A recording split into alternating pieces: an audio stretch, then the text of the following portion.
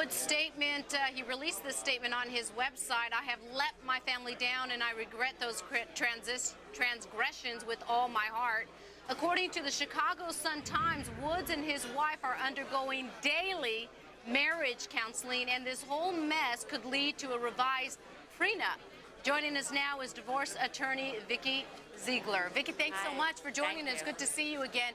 Boy, the Chicago Sun-Times, I was reading that in. It's like, okay, so now they're doing this daily marriage counseling. It sounds like the marriage counselors moved in, and also they're redoing the prenup, so they're giving her millions to stay in the marriage. Right. It's not such an uncommon theory, Rebecca. Actually, what happens when people want to keep the marriage together and they're so wealthy, they basically kind of expand the amount of money that they're going to receive and also reduce the time limit. So, for example, if she's going to get $20 million in 10 years and they've only been married 5 years, they're going to renegotiate and say, hey, in 6 or 7, you may be able to get 15. He's buying her off. He absolutely. It's called hush money. That's what it's called. Well, and that counselor's probably living there every minute of the day to try to figure out why he is a philanderer and why he didn't stay within the marriage.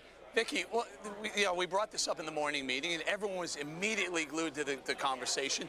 What's he looking at? And you don't want to jump to conclusions that there's going to be a divorce, but in the event there is a divorce, is he looking at 20 million like the original prenup allegedly reads, or 150 million like Michael Jordan? Right. Well, the beauty of the Tiger Woods story is that we believe he has a prenuptial agreement while no one's seen it, and that's common because the attorneys and the litigants usually see it. It's not a recorded document in the courthouse. So he's probably looking at 20 to 30 million, perhaps a house, obviously other assistance for the children for life, college costs being paid, and that kind of thing. Unlike Michael Jordan, no prenup, cut the baby in half. She got $150 million. Wow. Well, and so walk us through a little bit what it would entail. I mean, the idea, this guy has apparently taken home $1 billion in revenue that he's generated for himself over the years.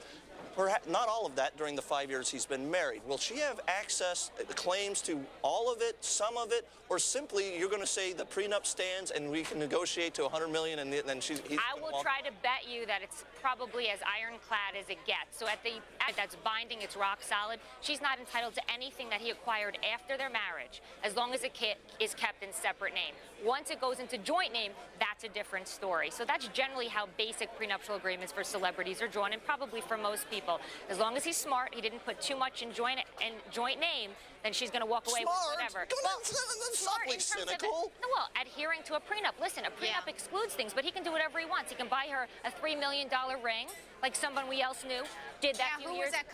Kobe Bryant did that. Exactly. Let me ask you about this whole, him not coming out, this apology. He issued the apology, but he also is standing by him saying, I'm not going to air this dirty laundry. I'm not going to talk to you about what affairs I've had. This is between me, my wife, my family, etc.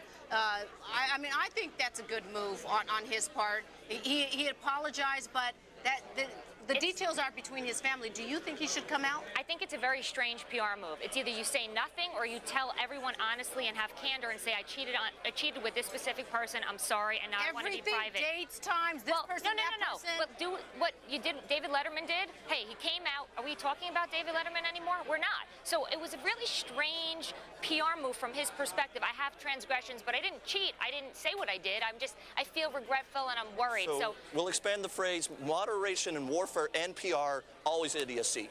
Thank you very much. Vikkie Zieger. Vikkie Zieger. It happens all the time. Thank you very much. On tap, it's entrepreneur time, guys. Today we've got a product that could lend